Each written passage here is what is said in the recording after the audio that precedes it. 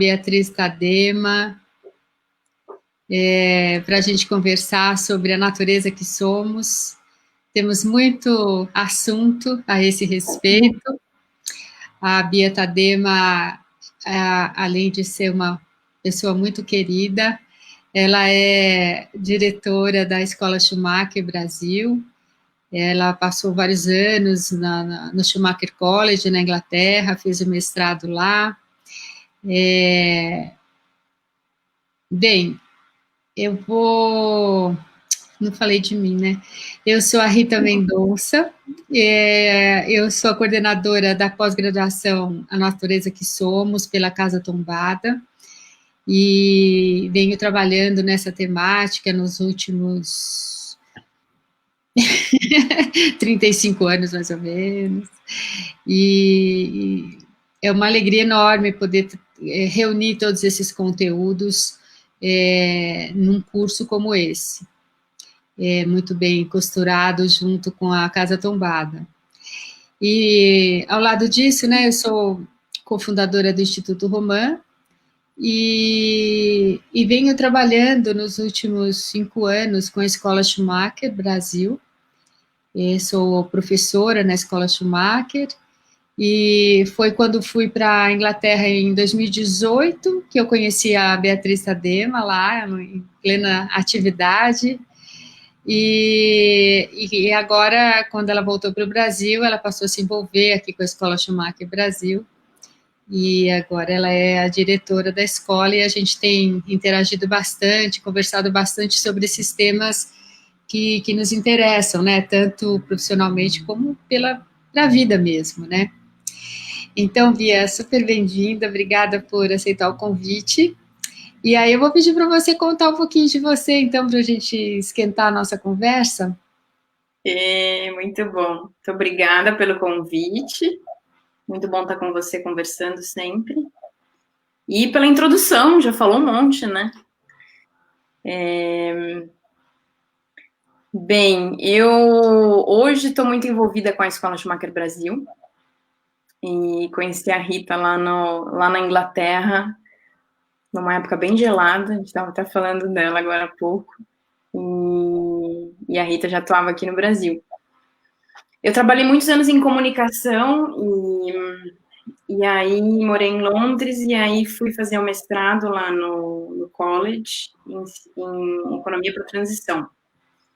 E me apaixonei por muitas coisas do Schumacher, pelo ethos, pela forma de aprendizado, e fui para ficar 4 meses e acabei ficando quase 2 anos. Eu terminei o mestrado lá e fiquei 1 ano trabalhando como facilitadora. Tem uma posição que eles chamam de bridge, que eu acho bem, que significa ponte, né, que eu acho bem bacana, porque era assim, a ponte entre alunos, comunidade, professores, e aí eu navegava nos diferentes mestrados, e foi aí que eu acho que eu fiquei mais apaixonada mergulhei mais, acabei ficando mais apaixonada pelos conteúdos de ciências holísticas, que foi o mestrado em que eu mais atuei nesse 2º ano. E aí, quando eu estava lá, a Juliana Schneider, que é uma das fundadoras da escola, aqui no Brasil, da Escola Schumacher Brasil, me convidou para tocar com ela um projeto.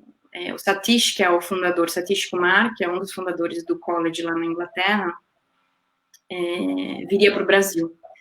Tudo numa época pré-pandemia. E aí ela me convidou para estar com ela num projeto enorme que traria o Satish para a Amazônia, para o Brasil, e aí para uma série de encontros na Amazônia. E foi aí que eu acabei começando a me envolver mais com a escola, e aí desde então estou aqui. A gente, no fim, trabalhou um tempão aí para a vinda do Satish, acabou, infelizmente, tendo que suspender tudo. E hoje estou à frente, aí, fazendo parte desse coletivo, né, que é a Escola Schumacher Brasil, junto com a Rita.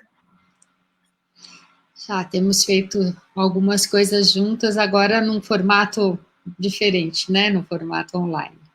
Pois é. Foi nosso primeiro curso, né, acho que online, a escola nunca tinha feito nada 100% online, e logo no início da pandemia a gente começou a pensar, né, Rita? Acho que tem muito também do que a pós que você está montando agora. Tem muito do que a gente teve um gostinho naquele curso de uma semana de observação de plantas. É verdade. Eu acho que eu tenho essa experiência de cursos online já faz tempo, né? Com o Instituto Romano, o projeto Ser Criança Natural, a gente faz muitos cursos para poder atender a professores, educadores no Brasil inteiro, e mesmo de brasileiros fora do Brasil e latino-americanos que entendam português, né? Tem bastante também. E aí a gente pensou, foi ideia sua, né, Bia, da gente fazer esse curso de observação de plantas.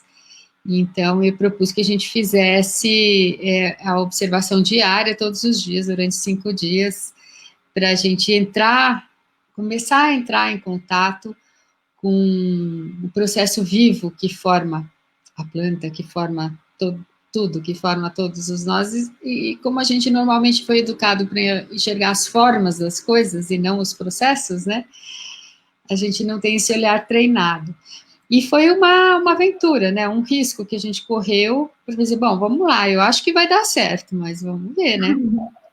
E o que está aparecendo mesmo desde o início da pandemia é que os cursos online, dependendo do formato, eles podem ser mais eficientes do que os presenciais no que diz respeito aos conteúdos propriamente dito. Claro que não em relação ao coletivo, né, a experiência afetiva e coletiva, né, das pessoas, que é fundamental, inclusive, né, para criar o próprio terreno de aprendizagem, né.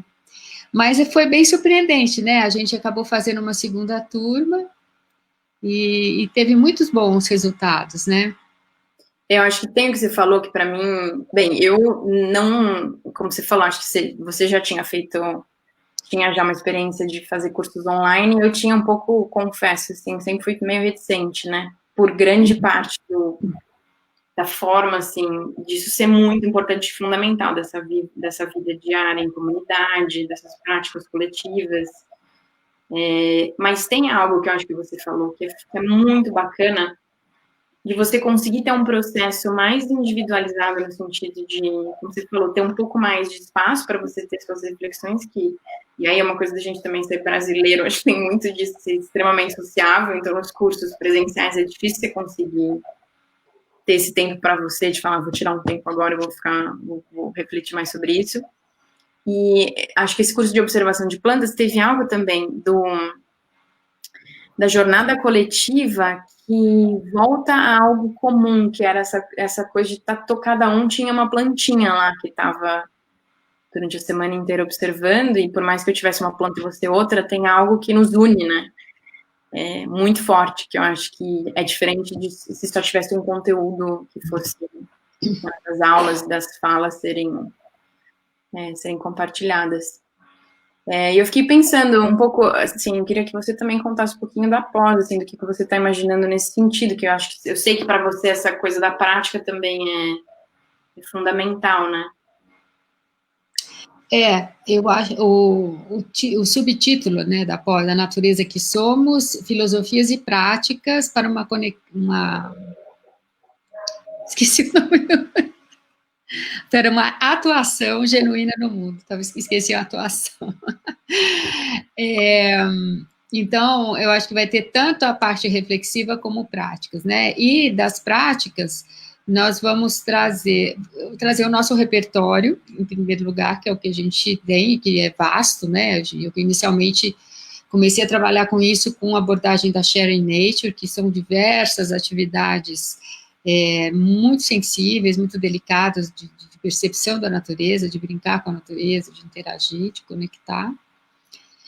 Vamos trazer bastante essa abordagem da fenomenologia goetheana, ou da ciência goetheana, né? Essa forma de olhar, essa maneira de tentar buscar olhar de forma livre, né? De forma direta. Nós temos também todo um repertório da ecologia profunda, que a gente tem praticado também há muito tempo.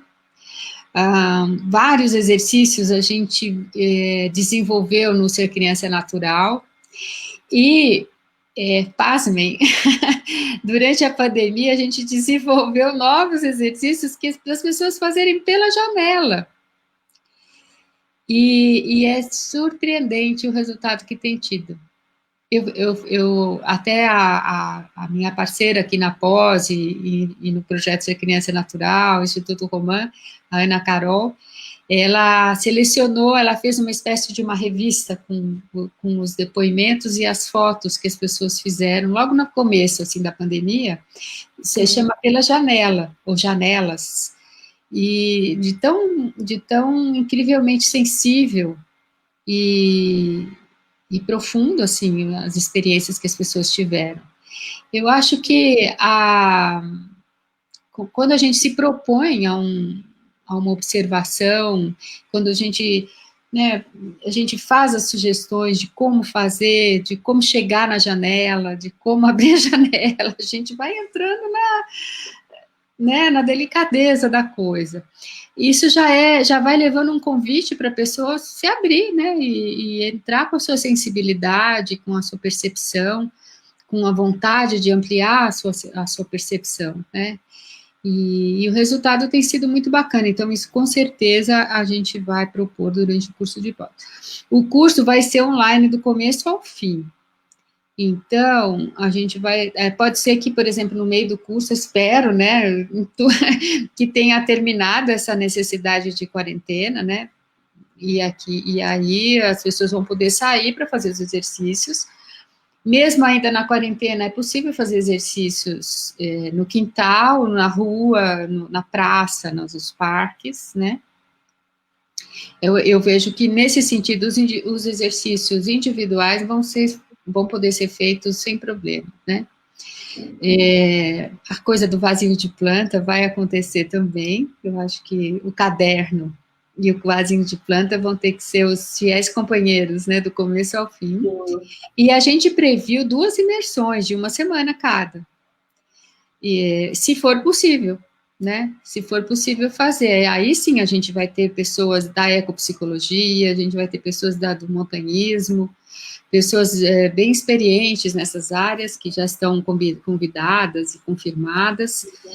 Caso seja possível, a gente vai fazer as imersões, que eu acho fundamental. Não está previsto, assim, não vai ser obrigatório, portanto, né? Se tiver uma pessoa que mora na Ásia e queira fazer o curso, ela pode, mas provavelmente ela não virá para essa imersão. Então, ela não é obrigatória para a obtenção do diploma, né?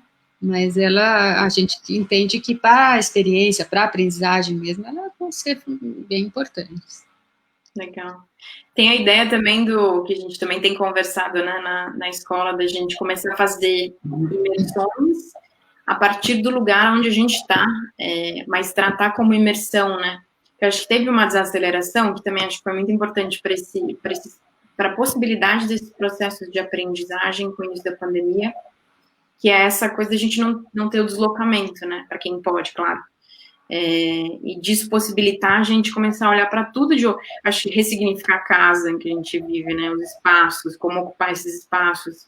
O que eu tenho visto no bairro onde eu moro é uma ocupação recente dos espaços, dos poucos espaços verdes maiores, as pequenas praças, assim, de uma maneira que eu não via antes, assim, que é maravilhoso, de as pessoas estão ocupando, né, porque é meio que o único, e acho que mais do que nunca ficou muito gritante essa necessidade de estar próximo da natureza, né, que acho que às vezes a gente até estava ou não estava, mas não se dava tanto conta, né, da falta que isso faz. Mas eu tenho gostado muito dessa ideia também, estou pensando, se falar, a gente também na escola, muitas pessoas, o que é muito bacana desses cursos online, é que possibilita a gente que está no mundo inteiro participar, né?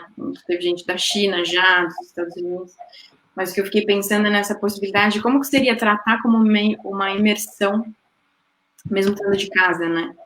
No sentido de se retirar do que você faria normalmente, das telas, e ter pouco de tela, mas que seja mais direcionado para práticas reflexivas ou para propostas específicas, né? Também. Eu acho que essa ideia é ótima. Nós não previmos isso, não tínhamos pensado nisso. Eu acho que a gente tem todo um planejamento para o curso, está bem estruturado, mas a gente tem bastante abertura também, tem muita coisa que pode vir dos próprios alunos, né? De sugestões. Eu acho que essa imersão, como você está falando, eu acho bem interessante. Assim, por exemplo, vamos fazer uma imersão de um final de semana, todo mundo dentro de casa, só que com as atividades que a gente vai propor. Então, de certa forma, conecta as pessoas, né? Assim como no curso de observação de plantas, está cada um na sua casa com a sua planta, mas estão ao mesmo tempo fazendo a mesma coisa. E isso, de alguma forma, cria um campo de aprendizagem coletivo, né? Sim. Eu acho bem interessante isso também. Acho bacana fazer pela escola também. Sim. Eu queria dar um oi também a gente começou a falar aqui e também dizer que a gente não está conseguindo ver as perguntas, mas a Soraya que está nos apoiando pode nos mandar. Então, se alguém tiver alguma pergunta específica... É mesmo, né? Quem tiver... acabou de entrar, quiser saber alguma coisa que a gente já falou ou alguma pergunta. Não falou? Tem muita coisa que a gente ainda não falou, né?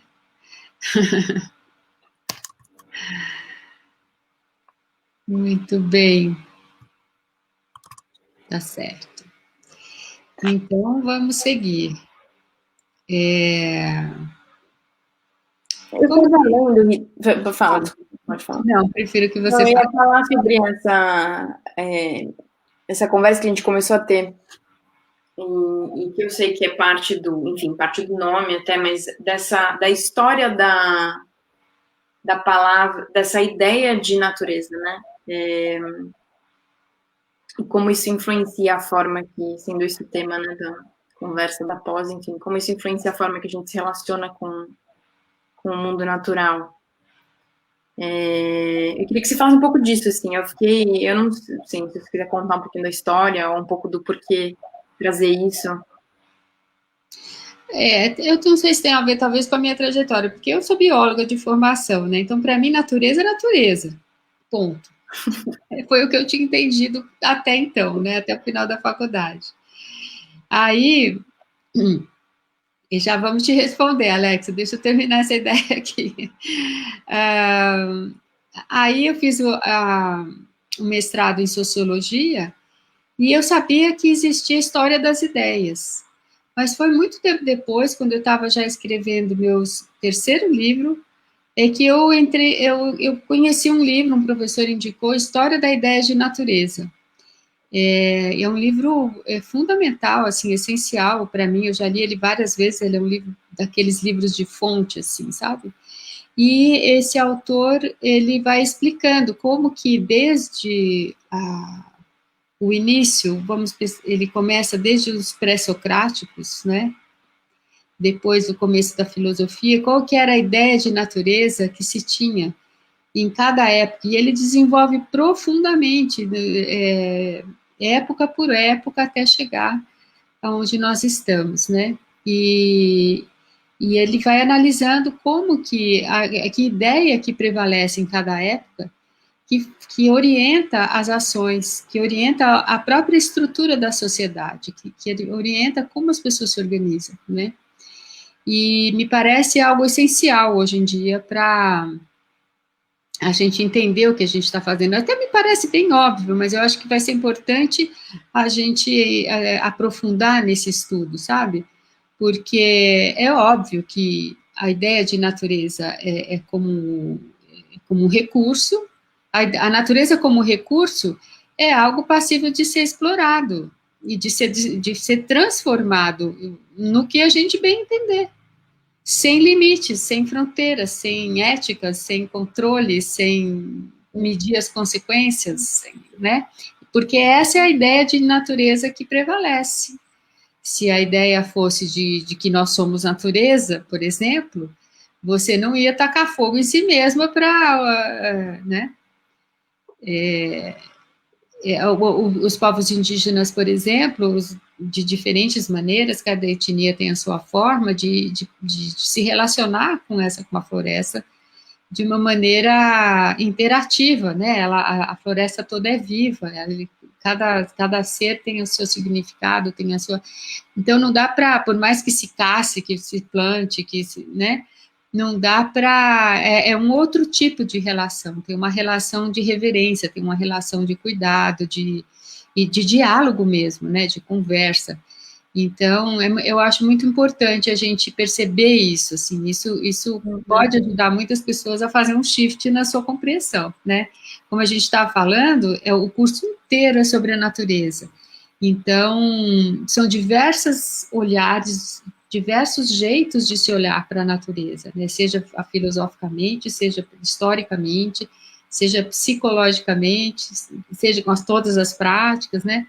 Então, que a Alexia tinha perguntado como vai ser a participação dos outros professores. Os professores convidados vão participar dando aulas. Então, as aulas, assim como nós vamos dar aulas, os encontros vão ser de 2 horas por semana. Então, a gente tem aulas de conteúdos que nós vamos oferecer, vai ter encontros para fazer sentido daquele conteúdo, porque tem leituras prévias e leituras de aprofundamento em cada encontro.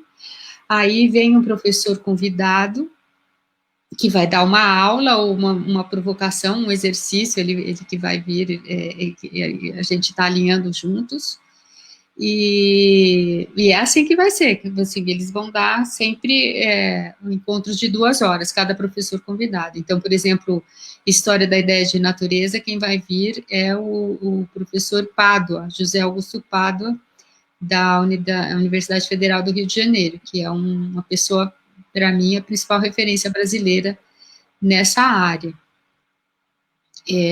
Enfim, quem vai vir falar sobre as ciências da Terra é um astrônomo maravilhoso também, chamado Amâncio Firiaça. Enfim, cada um desses convidados vai ter 2 horas de participação.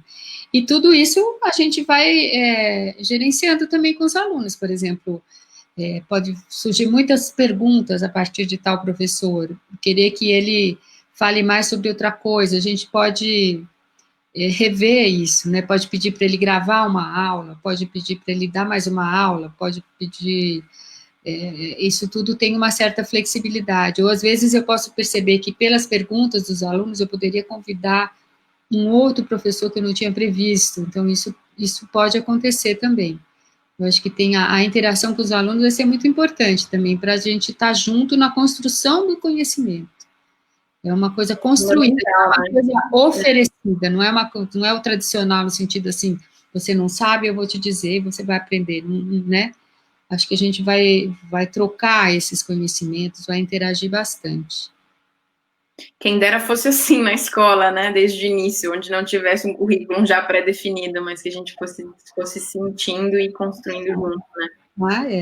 Porque qualquer conteúdo muito estabelecido, ele não deixa de ser uma formatação na pessoa, né, uma espécie de um adestramento, né, uma palavra meio forte, mas enfim, a ideia é que sejamos vivos, né, porque se a gente quer aprender sobre a natureza, ainda repetindo Goethe, né, a gente tem que ser tão flexível e fluido quanto ela, né. Eu estava até, quando você foi falando de um pouco dessa ideia de natureza, eu lembrei um pouco dessa aula que a gente teve semana passada, em que você participou também com o Andy, que é esse professor da Schumacher College, sobre animismo.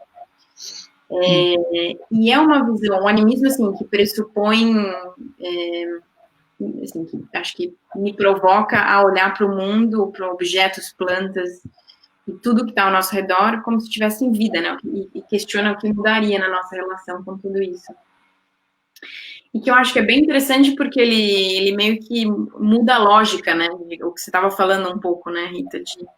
Muda a lógica de como é que a gente começa a se relacionar com tudo isso. A gente começa a imaginar que um rio, né? Ele estava contando essa história de um cara que foi surfar lá e no dia anterior ele tinha ido ver o cara fazer windsurf e o mar estava super forte e o cara insistiu, tomou um caldo, saiu do mar.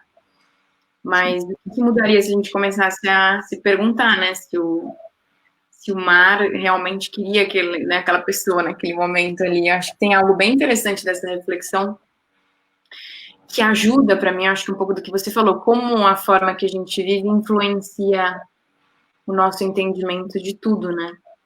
Tem um outro aspecto que o Andy trouxe na semana passada que eu achei bem interessante, não lembro em que, talvez você lembre disso, que povo, que era, que tradição,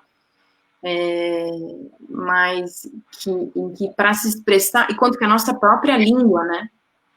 A gente estava falando disso, do português ter feminino e masculino, nem todas as línguas têm feminino e masculino, mas quanto que isso informa a maneira com que a gente vai se relacionar com tudo, né? E ele contou de novo que em citar algo tem que dizer se esse algo tá vivo ou morto. Não só ser feminino ou masculino, mas se eu falo esse lápis, eu tenho que dizer o lápis morto, quando eu vou me comunicar. E quanto que isso influencia a forma que a gente, né, só da gente ter que, digamos, pensar sobre isso na forma que a gente vai, né, no momento em que a gente vai se expressar, pode mudar muito, né? A gente vai ter uma professora na área de literatura também. Vai ter um trabalho aí com a palavra também. Como é que a gente se relaciona com a palavra, né? E que palavra pode ser pensada como sendo parte da natureza humana, né? Eu acho que é muito interessante essas questões todas. A Glaíra, sim, as aulas vão ser gravadas e vão ficar disponíveis para vocês. Minha escola escuta e constrói coletivamente. Que maravilha, Cláudia. Muito bom. Que escola que é? Depois você puder escrever aí.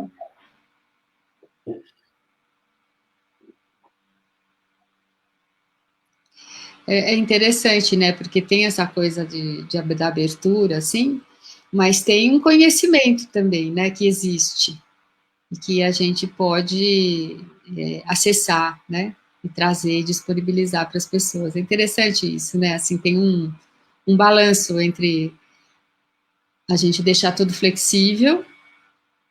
Acho que a Bia travou, Bia? Bom, vou continuar falando então, entre deixar tudo flexível, mas sem deixar de considerar o conhecimento que existe, né? Que a gente pode. Oi, Voltei Bia, você aí, né? tinha travado. Eu estava falando sobre a importância da gente fazer um balanço entre a construção coletiva do conhecimento e honrar também o conhecimento que existe, né? Acho que é importante também a gente não inventar a roda, né? A gente ter as referências importantes para a gente seguir adiante. Eu acho que é um balanço que a gente tem que fazer aí, é sempre uma escolha do educador, eu acho que isso é a principal tarefa do educador, né? É uma dança, né? Acho que isso é algo que não tem, eu acho, como aprender 100%, né? Algo que você vai sentindo. Tem muito. Agora, o que você estava falando antes, eu acho que a gente também não valoriza a intuição, né? Eu acho que o conhecimento, o animismo, como o Andy falou, também está relacionado à intuição. Quer dizer, a intuição seria a forma de você ouvir a resposta do mar. Você pergunta para o mar, posso entrar? Né? Aí como é que você vai fazer para escutar a resposta dele, né? Você precisa desenvolver a intuição. E isso é uma coisa que todos nós temos. A gente tem atividades que a gente faz na mata com as pessoas para o desenvolvimento da intuição, para levar a sério a intuição, né? Como que tem algo em nós que diz coisas e que são importantes essas coisas estão muito vivas, né? É muito mais importante ouvir a intuição do que às vezes uns combinados que a gente já fez com os outros ou consigo mesmo, né? É importante poder sentir, né? Eu estava até pensando no significado de intuição. Eu não consigo me lembrar quem foi. Que a gente tende também a confundir com vir uma coisa quase mística, né? Vou seguir a minha intuição, quase que não tem, assim, não tem validade e é uma coisa meio esotérica quase, né? Mas quanto tem esse conhecimento espontâneo, né? E acho que quando a gente olha uma criança fica meio escancarado isso, né? Não tem muito, ela simplesmente vai fazendo, vai descobrindo as coisas, né? porque a gente começa, acho que, se podar muito. Tava tentando lembrar, assim, eu te perguntar o que é para você intuição? Como que você vê? Porque também é uma palavra que eu acho que é carregada de sentidos, né? Eu prefiro responder dando um exemplo de uma brincadeira, assim, que a gente costuma fazer. Por exemplo, estou eu e você no meio, numa mata, no meio de uma mata. Eu vou vendar os seus olhos e vou caminhar pelo meio da mata com você. A uma dada altura, eu vou escolher uma árvore e vou falar para você interagir com aquela árvore. Você abraça, você sente o cheiro, imagina o histórico dela, interage assim, de uma maneira não racional, obviamente, né? Como é que você pode interagir com a árvore, tocando, cheirando, o que quiser. Quando você achar que tá bom, eu vou pegar você, vou fazer um outro caminho, vou deixar você se desfazer de todo mental, assim, fica livre, fica à vontade, nós vamos voltar ao ponto de partida. Aí, quando a gente chegar no ponto de partida, eu falo, Bia, pode tirar a sua venda e agora você vai encontrar a sua árvore. E você vai sozinha e encontra a sua árvore. Incrível, né? Na Isso para mim é Schumacher, intenção.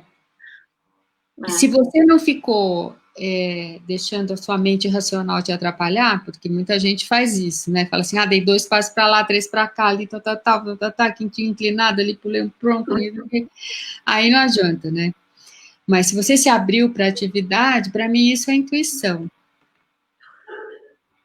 esse exercício é impressionante. Eu lembro da gente fazer no college. É absurdo, né? É um absurdo, é uma instituição que está em todo mundo, tem criança, tem velho, está em qualquer idade, sabe?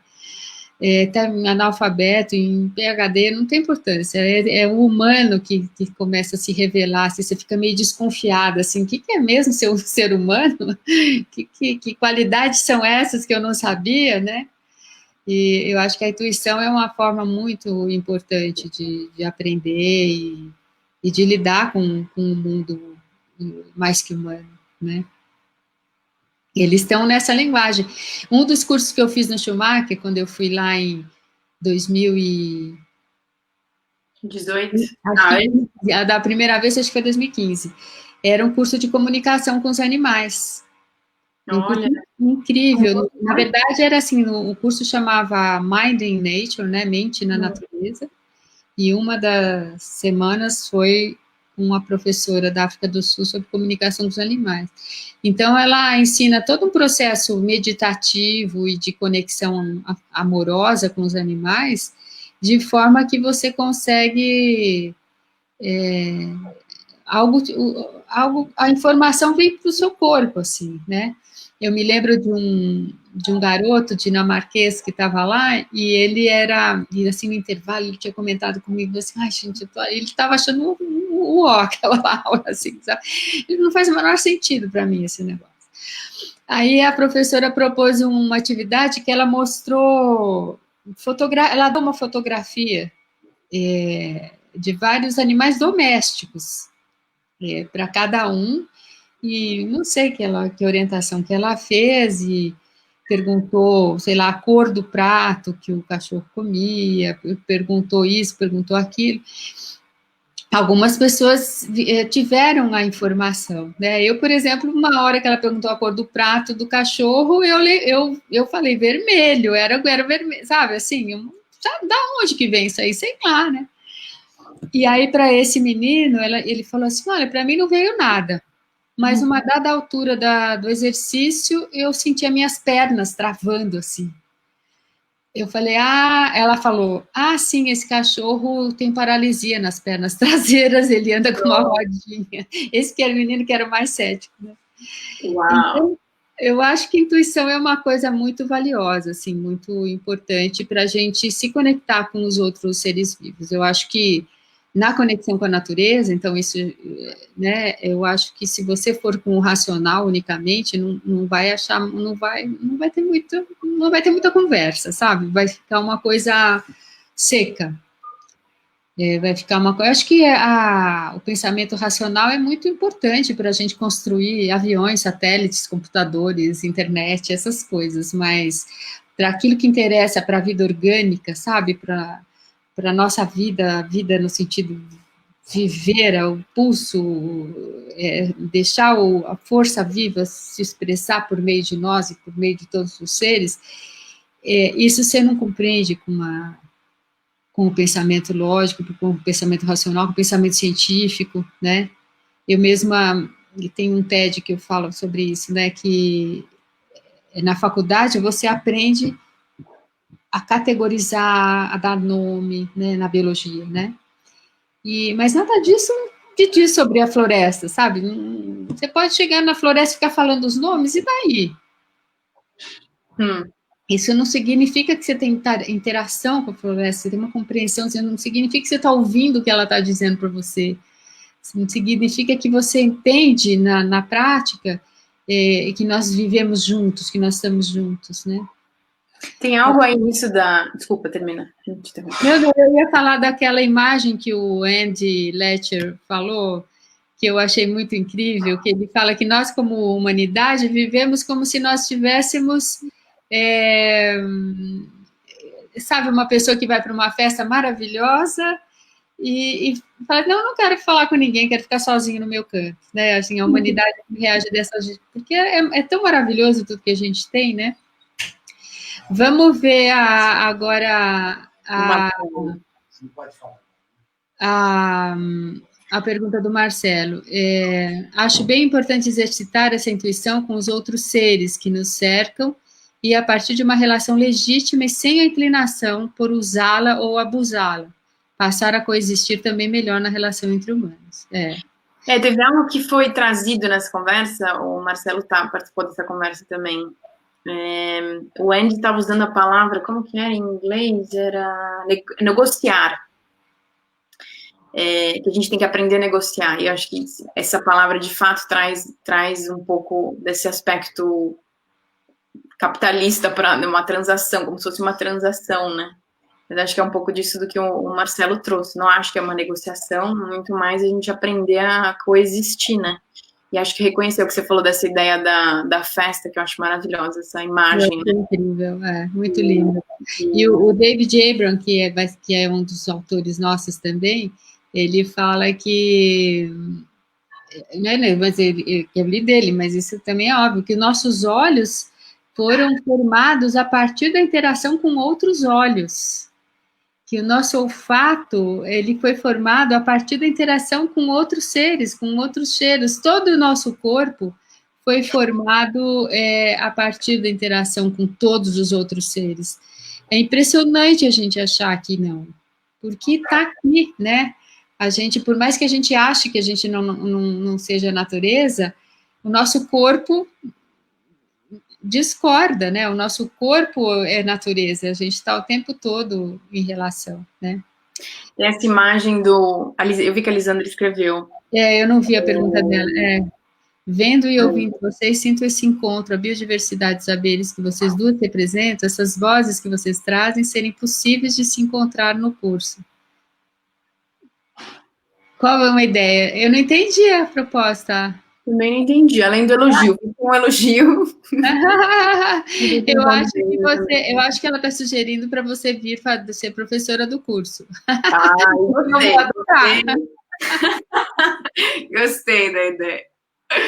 Foi isso que eu falar duas coisas. Não sei se era uma pergunta, Lisandra. Se for, por favor, pode mandar aí. Ou se era uma sugestão. Ai, putz, me escapou. Tinham duas coisas que eu tinha pensado agora. Uma era...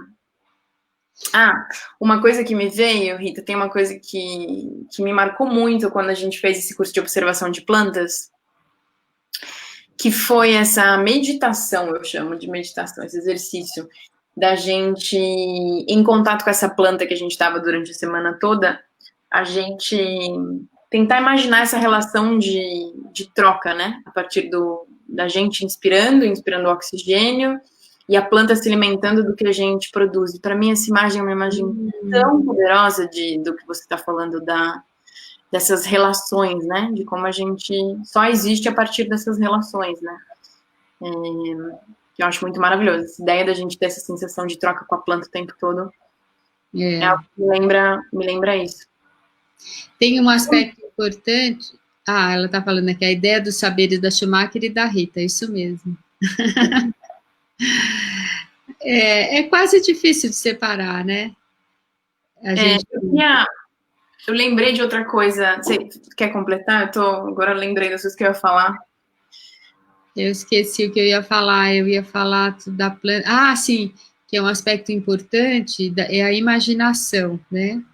E de que maneira a gente trabalha com isso? A gente trabalha com a ideia da imaginação sensorial exata, que foi proposta pelo Goethe. Então, eu acho que esse exercício da respiração é uma imaginação, mas é uma imaginação sobre algo que está efetivamente acontecendo, né? Isso não é uma imaginação que eu estou inventando, que tem um foguete que chegou, é diferente, né? Tem uma princesa que é a imaginação que a gente faz com as crianças, né? É uma imaginação sensorial e exata. E exata, total, não é só imaginação, né? Fala, o que você ia falar? Eu fiquei pensando nessa coisa uma coisa que eu tenho pensado bastante, assim, na coisa da linguagem, né? Que você falou que o David Abram fala bastante, o Dwortoff também fala bastante de como a linguagem fala disclosure, não sei como fala essa palavra em português, habilita quase, né? A gente vê mais. É muito melhor que eu no inglês.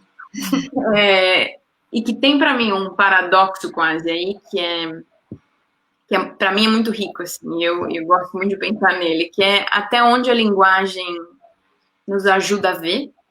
Então, o Bortolf trabalha muito com aquela imagem, que é uma imagem que é um círculozinho, e que se você olhar pode ser um monte de borrõezinhos, ou se você conseguir olhar, você consegue ver uma girafa. E que ele fala muito que a gente vê significado. E que a gente consegue processar esses significados quando a gente de fato precisa processar para conseguir ver certas coisas, né? Então, nessa imagem que ele trabalha bastante, acho que até tem ela aqui, deixa eu mostrar. Aqui, ó. Legal. A gente pode ver só uma série de, né? Não sei se vocês estão vendo uma série de pontinhos pretos ou tem uma opção de ver uma girafa aí nessa imagem. E ele fala muito disso, né? Que isso aqui pode ser, assim, eu posso conseguir ter um significado adicional, que é esse processamento do que eu acho que é um pouco da nossa capacidade, ao mesmo tempo entendendo quanto que a linguagem limita a forma que a gente vê as coisas, né? Então, acho que para mim esse paradoxo é bem interessante, assim. Eu tenho pensado muito. Tem uma amiga que participa desse grupo de pesquisa, que eu faço parte do Schumacher, que ela escreve muito sobre... Teve algo que ela escreveu que foi belíssimo, assim. Quando a gente esquece o nome de alguém, se essa pessoa deixa de existir pra gente, né? E acho que toca um pouco nisso que você falou, muito mais assim, como um exercício de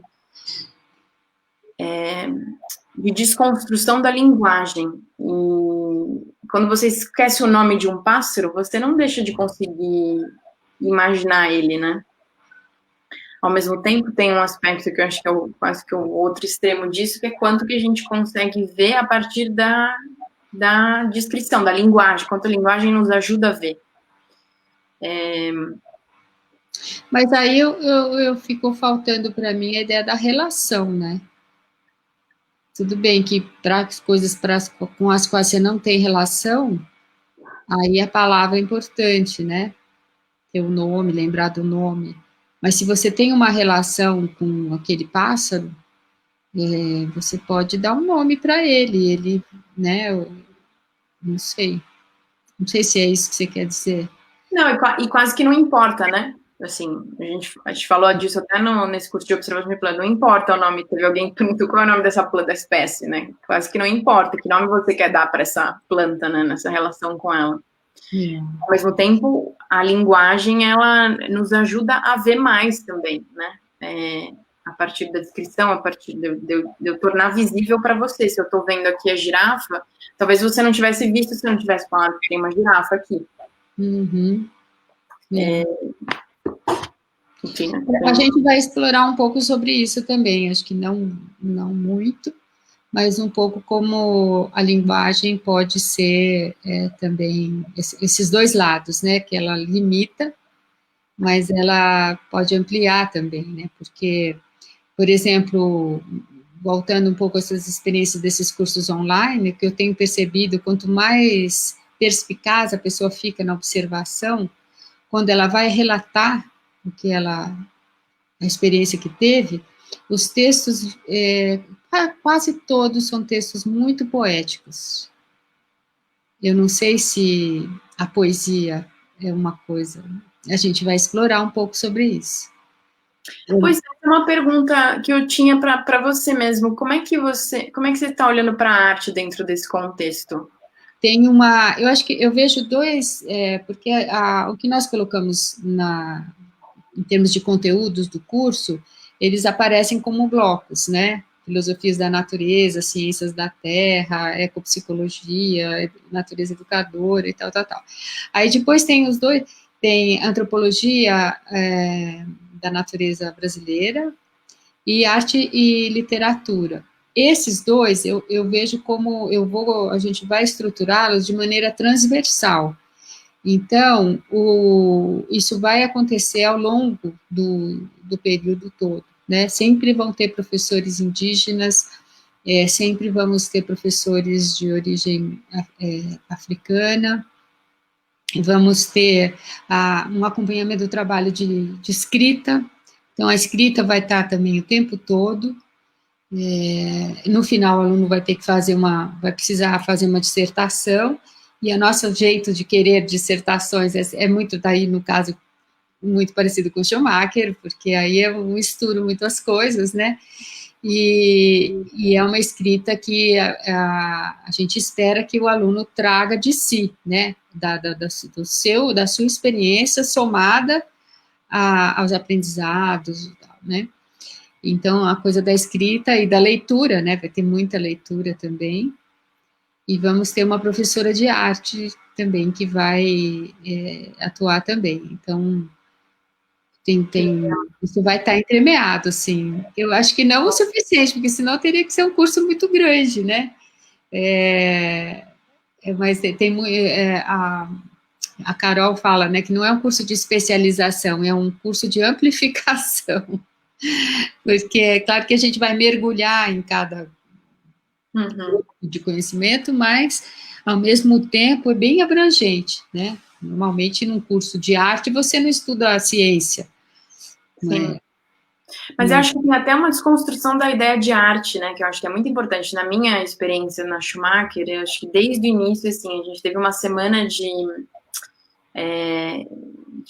introdutória, digamos, onde a gente fez uma série de encontros que eram artísticos, então experiências artísticas desde desenho, argila, a gente fez um livro, um caderno, a gente mesmo que fez, como chama isso também, a gente como fala, bookbinding, que você constrói o livro, né, que você vai encadernação. Encadernação. E para mim tem algo, acho que você falou disso, né, da escrita, dessa desconstrução de como deve ser uma escrita acadêmica, de como deve ser uma escrita, de como deve ser, e a gente realmente se permitir, né, eu acho, um pouco do curso de observação de plantas também era muito, era a partir, né, sempre a partir do desenho, né, muito a partir do desenho, mas de uma maneira onde não importa quase o que está sendo usado, e sim isso como um exercício para te ajudar em algumas outras práticas de desconstrução. Então, quer dizer que eu acho que essa história da escrita, não só como parte fundamental, acho, do aprendizado, acho que tem alguns elementos da gente ter os conteúdos, ter os espaços para reflexão, que você disse também, né, que vocês vão ter, e ter essa disciplina de escrita constante, né, durante a Schumacher, a gente também tenta fazer isso ao máximo nos cursos, convidar as pessoas a manter um diário onde você vai conseguindo capturar um pouco do que está vivo e dessas reflexões, e isso, no fim, enriquece absurdamente, né, o processo. E no fim de conseguir entender, eu lembro muito o meu processo de desconstrução acadêmico, mesmo sendo um mestrado, claro que tem uma série de coisas que você tem que seguir, de referência, e, né, de quase que tendo objetivos de, digamos, de aprendizado, mas da escrita em primeira pessoa também, que era algo que para mim não existia como possibilidade, tipo, quem sou eu para querer achar que eu vou escrever algo que vai ter relevância, saúde. Mas disso ser permitido, não só permitido, como valorizado, né, que eu acho que é a experiência individual alimentando o aprendizado coletivo, né. Isso é fundamental, isso vai ser uma tônica também, e que eu acho que vai bastante de encontro à própria tradição da Casa Tombada, né, apesar de ser uma instituição que tem 5 anos, mas eles são bastante conectados com a literatura e com essa possibilidade de textos autorais dos alunos, né, muito legal. Ô, Bia, tem uma pergunta aqui da Cláudia, ela pergunta, vocês têm experiências com pessoas cegas? Já vivenciei experiências com plantas através do Jardim Botânico e outros, com artes visuais. Trabalhamos e construímos materiais táteis, poesia e arte. Olha, a gente tem bastante experiência com pessoas cegas, sim, principalmente nas vivências com a natureza, né? Aqui no curso, a gente quer estar apto a trabalhar com tudo que houver como demanda, né? Eu acho que se a gente tiver candidatos cegos, a gente tem condições sim de absorver. A gente refletiu já bastante, acho que quase todas as variações aí a gente vai poder absorver. Claro que a gente vai ter que estudar caso a caso e a gente se preparar também, ter ajuda de pessoas para a gente estar adequado, mas com cegos em particular, a gente tem toda a condição de trabalhar com esse perfil de aluno. E é muito interessante, porque nas vivências sempre foi muito rica a participação de pessoas cegas, eu sempre gostei muito, sempre aprendi muito.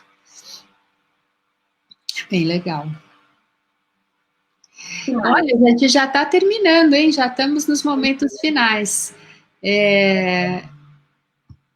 Olha, a Glair está ansiosa para começar. Eba, que bom, Aglair, bem-vinda. Que maravilha. Eu também, estou ansiosa para a gente começar. Com certeza, não sei se alguém, o pessoal que é da turma da Schumacher, né? Marcelo, Lisandra, eu acho que essa interação que eu tenho com a Schumacher e com a Bia, ela segue, né, Bia? A gente continua criando juntos, né? Sonhando mundos juntas e acho que é isso aí, né? A gente continua se nutrindo, né? Eu me nutro muito com as coisas da Schumacher, a Bia tem trazido coisas incríveis ultimamente, e a gente quer continuar, né? Vamos vendo as condições, como é que as coisas se apresentam, mas em princípio estamos juntos, né, Bia? Sem dúvida, sem dúvida. Você quer falar alguma coisa assim para ir caminhando para os momentos finais? Eu fiquei pensando nessa pergunta que você fez, né? O que é natureza, que eu acho que é um pouco da pergunta que inspira após. E é tão difícil, né, responder de forma. Eu fiquei pensando, caramba, é tudo, né? Meio isso, é tudo. Mas e daí, né? O que. E eu acho que tem uma reflexão que para mim está cada vez mais viva, das relações, né? E de como essas relações são o que fazem, de fato, estar tudo vivo, né? E eu queria ler só esse parágrafo do Kotia, do Emanuele Kotia. Oba! Maravilhoso. Há um tempo atrás. Tem só um parágrafozinho que eu acho que para mim é muito do que eu acho que, de como eu hoje, neste dia, do que está fazendo sentido. É um capítulo sobre flores. E eu acho que isso tem acho que a Cláudia que foi que falou, né, do arte e poesia. Para mim isso também é fundamental, que a gente consiga também desconstruir, né, a forma de aprendizado através da mente racional. Então tem muito dessa coisa da intuição, e acho que a arte nos ajuda muito nesse sentido, né, que a gente consiga explorar um saber que não é tão através das palavras e de forma oral. E aí eu acho que Emanuele Cotta, para mim, é um grande achado nesse sentido, porque ele é, né, um italiano, um filósofo italiano que escreve maravilhosamente bem, mas tem algo na forma que ele escreve que é tão poético e, ao mesmo tempo, tão profundo do ponto de vista técnico, sei lá, assim pode dizer, do ponto de vista da biologia e de... Uhum. Que eu acho que ele consegue tocar em um lugar que é muito lindo, assim, que eu tenho me inspirado bastante. Que acho que isso é algo que a gente tenta muito, por exemplo, também na escola, nessa mistura da arte com... Enfim, falei, vou ler aqui um pedacinho. Na flor, a reprodução deixa de ser instrumento do narcisismo individual ou específico para se tornar uma ecologia da condensação e da mistura, já que o indivíduo faz mundo, e o mundo inteiro dá à luz o novo indivíduo. Não vou nem tentar dizer o que assim, acho que muito da forma que eu vejo o que é a natureza está um pouco nessa frase, em como a gente consegue. A gente é o mundo, a gente é a natureza. E não é? Ele fala... Eu adorei o nome. Qual o nome? Da natureza que somos. Ah, que legal. É bacana mesmo, né? Alexia perguntou qual é o nome do livro. A Vida das Plantas, Emanuele Cotta. Aqui, ao contrário. Uma metafísica da mistura. Recomendadíssimo. Ele é muito importante, ele com certeza vai estar na nossa bibliografia. Eu fiz um podcast sobre esse livro, está no movimento Atreva-se, o movimento feminista, está aqui no YouTube, quem quiser assistir. Com certeza a gente vai compartilhar também. Eu também tive a experiência de ler coisas do Emanuele Cotta, que eu gostei tanto, que eu queria ouvir com a minha própria voz falando, como se fosse eu falando, né? Então eu gravei. Acho um exercício interessante, foi uma necessidade, assim, visceral que eu tive de... não sei, de me enamorar com esse texto dele. Ele realmente escreve muito bem. E acabou de ser lançado o último livro dele, que chama Metamorfoses, maravilhoso, com ilustrações do Luiz Zerbini, muito bonito. Está chegando. Maravilhoso. Estou também aqui tá na minha listinha. É pela editora Dante também, que faz publicações lindíssimas também, recomendadíssimo. Eu acho que na pós vai ser muito, para quem, né, eu acho que para quem gosta de estudar, né, vai ser muito divertido, porque tem muitos textos muito bons, né, que a gente vai mergulhar e vai ter tempo, né, porque é 1 ano e meio, a gente vai ter tempo, né, a gente prevê que os alunos tenham uma dedicação de 8 a 10 horas por semana. Tem 2 horas de aula ao vivo, mas tem muitas atividades entre uma aula e outra. Então, a gente vai ter tempo para poder estudar e fazer sentido juntos. Vai ser bem, bem bacana. Espero que vocês possam estar com a gente. E, com certeza, a Bia, a gente vai estar conversando. Vamos vendo aí como é que nós vamos cruzar, né, as nossas identidades aí para poder... aprender juntos, né, e crescendo, seguir nessa jornada, né, que é uma jornada de todos nós, né, de aprendizado e de transformação do mundo também, né. Sem dúvida. A paixão é única. É a mesma paixão, e tem uma identidade, um carinho também, né, uma coisa muito boa. Sim. Ô, Bia, super obrigada, viu, por esse bate-papo, foi muito gostoso. Obrigada a você. E vamos seguir, né? Seguimos juntos.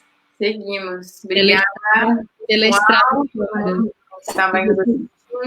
Lisandra, muito obrigada. Você é demais também. A gente também gosta muito de você. A Lisandra faz um trabalho muito legal com crianças também, né? Com primeira infância também. Muito, muito bacana. Muito fecundas as participações, né, da Lisandra. Muito bom, gente. Obrigada a todos. Obrigada pela participação, pelas perguntas, comentários. E sigamos juntos, hein? Beijo. Um grande beijo. Obrigada, Ritinha. Obrigada, Soraya, pela ajuda aí também. Obrigada, Soraya. Até. Beijos e até a próxima. Beijo. Tchau.